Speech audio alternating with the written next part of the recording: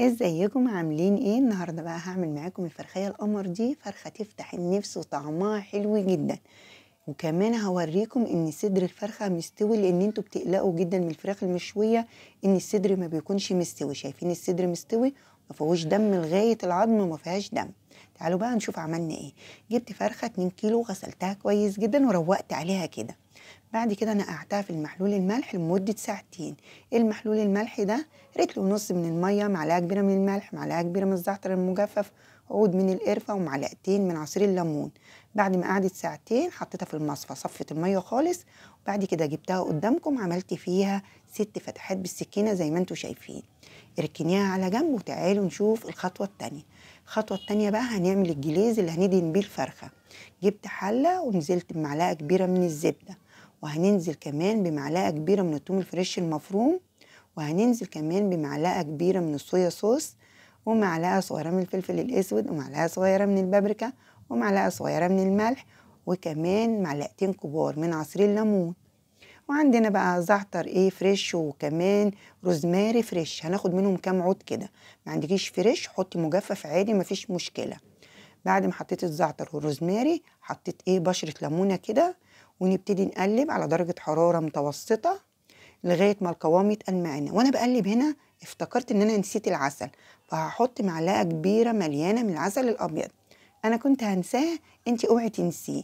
تبتدي بقى تقلبي لمدة 3 دقايق على درجة حرارة متوسطة لغاية ما القوام يتقل معاكي. أول ما القوام يتقل معاكي يا ست الكل، هتروحي طافية عليه. شايفين القوام هنا تقل؟ هنبتدي بقى نطفي عليه ونصفيه في أي مصفى عشان نصفي بس منه الأعشاب. بعد كده هنجيب الفرخة بتاعتنا ونحطها على الشبكة، وتحت الشبكة صينية، ونجيب بقى الجليز اللي احنا صفيناه من الأعشاب، ونبتدي بقى ندهن الفرخية القمر دي من جميع الجهات. تدهنيها من جميع الجهات. وخلي بالكم عشان احنا كنا نقعينها ساعتين في المحلول الملح، فمخلي الأنسجة بتاعتها طرية مش ناشفة، يعني دايبة كده، فمش هتاخد معاكي وقت في الفرن. بعد ما بدهنها كويس بالجليز دوت، هدخلها فرن ساخن على درجة حرارة 220 لمدة 50 دقيقة.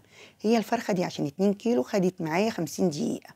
هي ممكن تاخد معاكي من 50 ل 60 دقيقة، تمام كده. وخلي بالك هتخلي شوية من الجليز ده عشان بعد كده تطلعيها مرتين من الفرن وتدهنيها مرتين، يعني كل ربع ساعة كده تطلعيها وتدهنيها من الجليز ده وتدخليها الفرن تاني. زي ما قلت لكم هتاكلوا فراخ طعمها حلو جدا. شايفين الفرخة طالعة ريحتها حلوة جدا، صدقوني، من الأعشاب اللي احنا حطيناها، وطعمها حلو جدا. يلا بقى الفرخة دي تستاهل ان انتوا تقولوا لي تسلم ايديكي. عجبتكم قولوا لي تسلم ايديكي. ما عجبتكمش برضه قولوا لي تسلم ايديكي، لان هي فعلا الفرخة دي تستاهل ان انتوا تقولوا لي تسلم ايديكي. شايفين الورك مستوي، وكمان عاوزة اقول لكم كمان ان اللحم بتاع الفرخة طعمه حلو جدا. لو عجبتكم بقى يا ريت تعملوا لي لايكات كتير وشير كتير، وتتابعوني على صفحتي على الفيسبوك، وكمان تتابعوني على قناتي على اليوتيوب، وبألف هنا مقدمة.